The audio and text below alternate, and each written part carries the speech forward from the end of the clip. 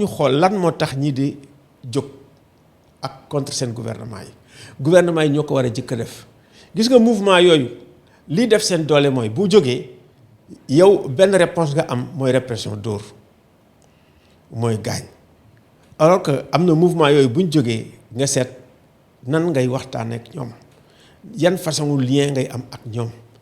seen gis-gis ci réew mi nu muy taxawee yéen seen gis-gis ngeen jéem a seet naka ngeen di wut benn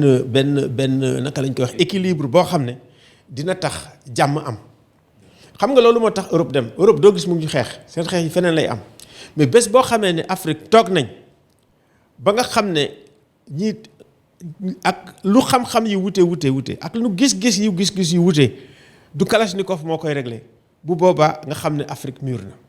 bés boo xamee ne mun nañu toog waxtaan régler suñu problème te duñu jël Kalachnikov rek xamal ni bés boobu Afrique moom vraiment mûr na mi ngi avancé.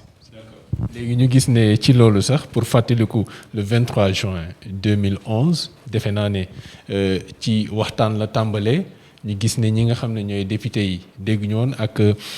entêtement bi nga xam ne état bi amoon na ko pouvoir bu Abdoulaye Wade ngir faire passer le vote sur réforme bi nga xam ne moo ñeeloon ticket présidentiel bi ci 23 juin boobu nga nekkoon acteur bu ci fesoon lan nga mën a def comme témoignage ak yan leçon est-ce que bu fekkee ne Sénégal am na leçon yu mu jot a tiré de 2011 à maintenant lan lay mën a doon ak ban jàngat nga am yan témoignage nga ci mën a def yow mi nekkoon acteur ci révolution citoyenne boobu bu ñu ko mënee tuddee noonu. xam nga nguur du doole rek ak naagu doole ak naagu maanaam mooy rapport de force ak nga xam ne da nga koy imposer nit ñi du loolu mooy nguur. xam nga boo demee ba nga xam ne yow lii nga xam ne mooy ay crise yi ñëw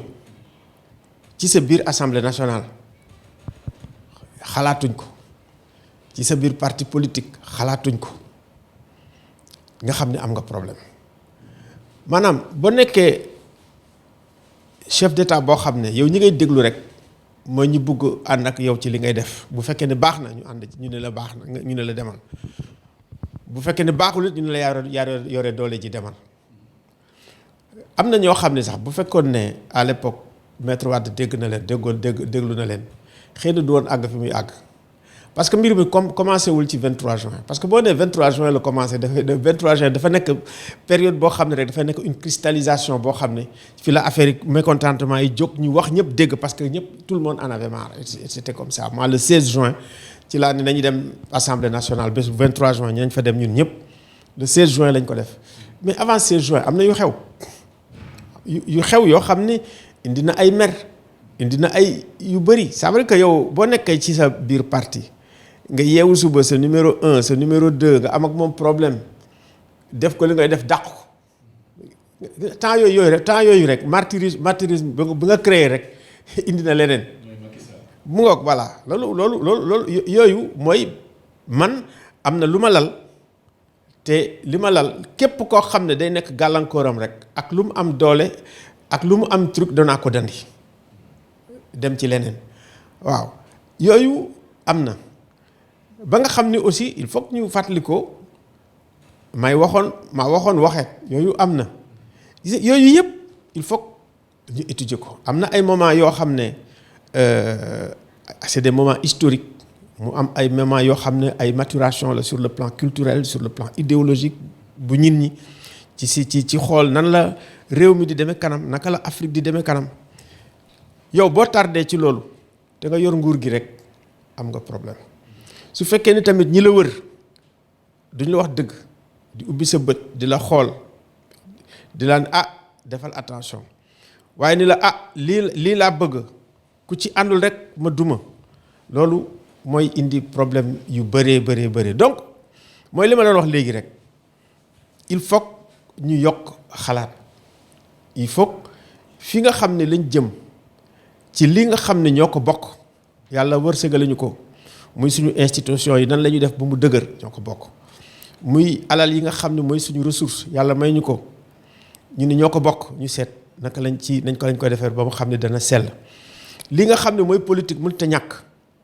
naka la ñuy def ba nga xam ne dañuy doolelaat politique xelal ko defaat ko ba nga xam ne ëllëg si biir politique au lieu que muy nekk posan ci démocratie di nekk posan ci réew di indi ay xeex ak xuloo mu nekk loo xam ne day indi jàmm day indi naataange te fi mu ne nii politique ni mu nekkee en crise ci biir Afrique rek mënu ma la ko wax. par exemple boo gisee segmentation parti politique yi dégguñu boo gisee difficulté bi nga xam ne yaa ngi koy def pour tabax benn leadership politique ak ni mu mel loolu yëpp war nañ ko xalaataat tabaxaat ko xoolaat nan la ñuy fexe ba nga xam ne ëllëg si biir ñii nga xam ne ñooy xale yi waaw dootuñu ne man de bu yëwoo sax man ma dee ci biir géej gi wala ma dee ci biir désert bi waaye Afrique du ma fi toog loolu rek kookuy def rek am na critique bu mu def ci politique ak critique bu mu def ci état xale bu defee noonu waaw ak wala ñu ne léegi daal fi mu ne nii damay jël sama fetal ñu ñafe mais lii nga xam ne ñafe ak deewoo moo gën ñu nekk parce que kii réew mi sax mooy affaire yu Boko Haram yi am affaire booy jëlee djihadistes yi léegi ay 90 à 95% des djihadistes c'est des locaux donc loolu ñàkk a gisee ak fracture yi nga xam ne mooy indi loolu il faut ñu xalaat ko ba génne ko mais léegi day gën a law te it ñu xool ne toujours bu fekkee ne ñun amuñu doole ba nga xam ne ñiy jógee ci ci biti bu ñu ñëwee ba attaqué ñu dootuñu mën a défendre suñu bopp xoolal pour défendre Sahel su ci France bokkul caaf xam nga problème mu suñu sécurité souveraineté bu ñu koy wax sécurité moo tax te nag bu ñu bëggee sécurité bu jiitu ci gis-gis la sécurité bu jiitu ci éducation la sécurité bu jiitu ci culture la parce que en fait su bopp yi yàqoo rek ci la mbir yi dem donc éducation il faut que ñu defaat ko xalaat ko bu baax a baax donc hégémonie bi nga xam ne moom dañu war a indi bu bees mooy fexe ba nga xam ne daay yi takk yépp ñu am mën-mën am pas-pas fay ko waaw kooku daay yi nga xam ne moo takk fay ko yi nga xam ne mu ngi commencé ci yeneen réew yi maanaam ci Sénégal ñu seet nan la ñuy waxtaane léegi bala muy nekk ab daay wala mu ne leneen voilà ñu fekk ñu jël ci saafara yépp defar ko ba mu baax ñu avancé bu boobaa nag ñi nga xam ne ñoo ci jiitu war a wane yoon wi mooy ñi nga xam ne mooy ñoo ne état bi ñi ci topp mooy ñi nga xam ne mooy leader politique yi ñi ci topp mooy société civile su ko defee citoyens yi daañu ne fii de nous sommes en ordre te ñi nga xam ne tamit ñoo am xam-xam di gëstu di bind ñu leen di déglu loolu am na solo parce que te it xam-xam bi du ma ko waxee dama ci delluwaat du rek ñi nga xam ne ñoo jàng nasaraan ñi jàng arab ci lañ bokk foog ñu wax loolu parce que tey boo xoolee fracture yi foofu la nekk fracture yi ne foofu nag il faut que ñu xool ko seet nan lañ koy teel a faje kooku moom moo am solo ci tey jamono ji nga xam ne ci la ñuy dund ci biir Afrique. D'accord alors wax nga ko proposition yi nga def c'est l'idéal loolu la état war a def noonu la acteurs sociaux yi war a def ngir ñu mën a moytu yenn situation yoo xam ne daf ñuy yóbbu ci loo xam ne xamuñu ko mais ak li ñu gis actuellement gis nañu ne ku wax xalaatam actuellement te loolu la ñu xeexoon avant 2012 ku wax xalaatam ñu jël jàpp la wax la lu tax nga wax lii mu mel ni dafa am benn atteinte à la liberté d'expression et cetera est-ce que à ce rythme-là jàpp nga ne li nga proposé comme idéal pour ñu stabiliser société bi est-ce que jàpp nga ne dina mën a antu ci situation yooyu ci conditions yooyu. déggoo li ma wax de gis nga foog état bi am tolérance bu rëy pour que nit ki bu fekkee ne yëkkati na xalaatam mu wax ko xam nga am xalaat boo wax sax nit ki su fekkee ne jàppuloo ko waxoo ko nit ñi duñu xam sax li mu wax lan la léegi bu fekkee ne ndax wax na dara wala bind na dara maa ngi xalaat commissaire Sadio ci sama gis-gis vraiment du ko xam ne tey ak li mu bind gis naa liir naa ko walaay jar naa jàpp ba di yóbbu ay dig déedéet pour man jaru ko wax dëgg yàlla jaru ko kooku bu fekkee ne def nga ko dimbale woo Macky Sall waaw dimbale woo Sénégal donc bu ñu nekk ci ay moment yoo xam ne ay moment yu difficile la gis nga wax yooyu sax paj la day faj jàngoro wax yooyu ñun ñi di ko dégg rek des fois day faj seen jàngoro bu fekk ci situation yoo xam ne ay situation yu difficile la donc man sama gis-gis mooy vraiment il faut lii nga xam ne mooy liberté d'expression dafa nekk liberté boo xam ne c'est une liberté constitutionnelle donc liberté constitutionnelle dafa am doole lool gis nga Amérique moo nekk seen premier amendement seen constitution te bi nga xamee ni George Floyd kii ne gars yi génn ñu wax ñu ne suñu liberté d'expression ñoo ko moom dañu ne sax fàttali wuñ coronavirus mais danañu génn manifester donc liberté d'expression am na solo parce que liberté d'expression dafay tax li nga xam ne ñin ñi ñu ngi ko amee mu ne seen biir ñu génne ko li nga amee li ne seen biir nga génne ko moo gën nga yeewu suba di wut beneen gànnaay donc c'est symbolique ça veut dire que yooyu yëpp c'est peut-être naka laa koy waxee une violence symbolique mais violence symbolique boobu mooy moo ëpp violence pour de bon donc au moins kooku espèce su valeur ersastique la am donc jarul nga koy criminaliser boo ko criminaliser beneen étape ngay indi donc pour man vraiment liberté d'expression ak lu mu métti su fekkee ni tu as un état qui est fort voilà nga am chef d'état am chef de parti day ne problème sax léegi sax ñi nga xam ne newuñ chef d'état def chef de parti toppatootuñ loolu donc Afrique laaj na comme ni ma ko waxee rek bu ñuy tabaxaat ba pare aussi tabax éducation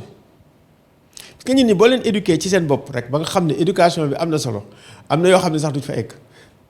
donc foog ñu dellu si waat ci éducation di ko wax c'est vrai que occidentaux yi dimbalewuñ ñu bailleurs de fonds yi dimbalewuñ ñu yàq nañ suñu éducation yàq suñu lii di suñu université mais léegi